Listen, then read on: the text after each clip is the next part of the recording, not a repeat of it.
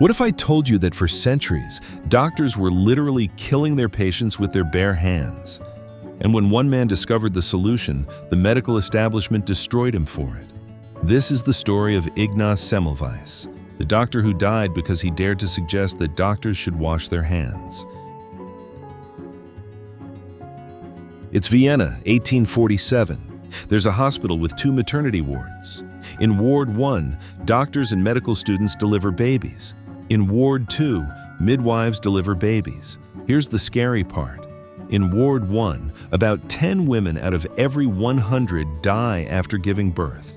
In Ward 2, only 2 women out of every 100 die. The pregnant women knew this. They begged not to go to Ward 1. Some women even chose to give birth on the street instead of going to the doctor's ward. So the question is, why were so many more women dying when doctors helped them? Meet Ignaz Semmelweis. He was a young doctor working at this hospital, and this mystery was driving him crazy. He tried to figure it out. Maybe it was how the women were positioned? No, both wards did it the same way. Maybe it was overcrowding? No, Ward 2 was actually more crowded. Nothing made sense. Then in 1847, something terrible happened. Semmelweis had a friend named Jakob who was also a doctor. During an autopsy, Jakob accidentally cut himself with a knife. A few days later, Jakob got sick and died.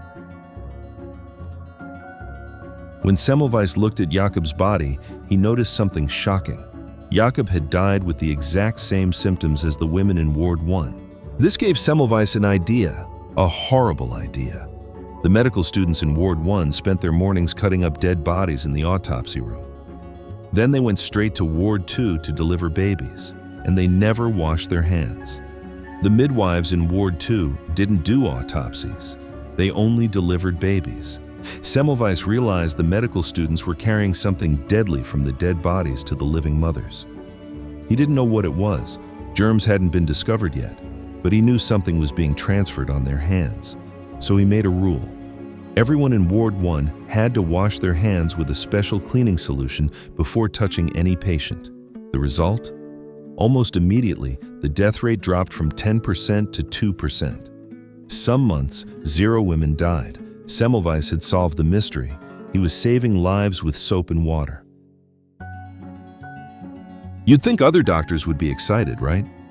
Wrong. They hated him for it. Why? 3 reasons. First, pride. Semmelweis was basically telling senior doctors, "You've been killing your patients with your dirty hands."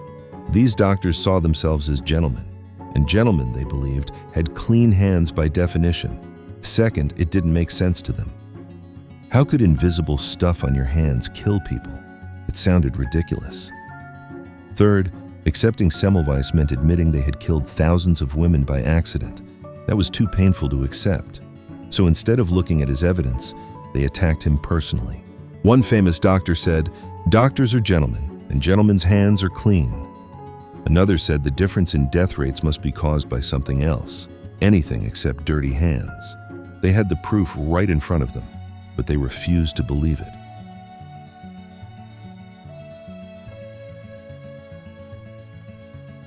The medical establishment turned against Semmelweis completely. They fired him from the hospital. Medical journals refused to publish his research. When he tried to speak at conferences, other doctors shouted him down. But Semmelweis knew he was right. He had saved hundreds of lives, and now he watched women die again because doctors went back to not washing their hands. This made him angry, really angry. He started writing letters to famous doctors calling them murderers, which, honestly, they kind of were. But this made everything worse. Now the medical community saw him as not just wrong, but crazy. By the 1860s, Semmelweis was having a mental breakdown. He became obsessed and erratic. In 1865, he was tricked into going to a mental asylum and locked up. 2 weeks later, Semmelweis died in that asylum. He was only 47 years old. How did he die? From an infection. Possibly because the guards beat him, but definitely because the asylum was dirty and unsanitary. Think about the irony. The man who discovered that cleanliness saves lives died from an infection caused by lack of cleanliness. But 20 years later, Scientists discovered germs. Suddenly, everything Semmelweis had said made perfect sense. Hand washing became standard practice. The medical world discovered what Semmelweis had proven decades earlier. They just forgot to mention his name. We call this the Semmelweis effect. It's when people reject new evidence because it goes against what they already believe. This doesn't just happen in medicine. It happens everywhere. Think about climate change, electric cars, vaccines, even wearing masks during COVID. How often do we see people reject evidence not because it's wrong, but because accepting it would mean admitting they were wrong before? Semmelweis had good evidence. He was saving lives, but he was rejected because his discovery was inconvenient and uncomfortable. Every time you wash your hands, remember Ignaz Semmelweis. He died trying to convince people of something we now know is obviously true. He wasn't wrong. He was just right too early. Here's what we can learn. When someone presents evidence that challenges what we believe, we have two choices.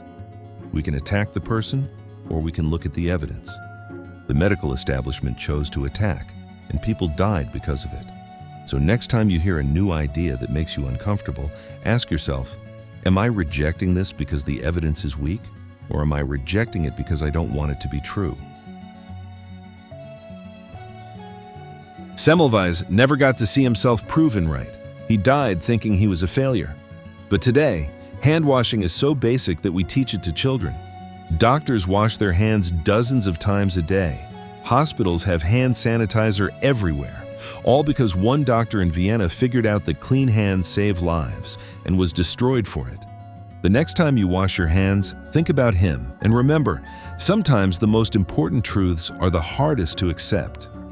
What do you think? Are there Semmelweis moments happening right now? Let me know in the comments.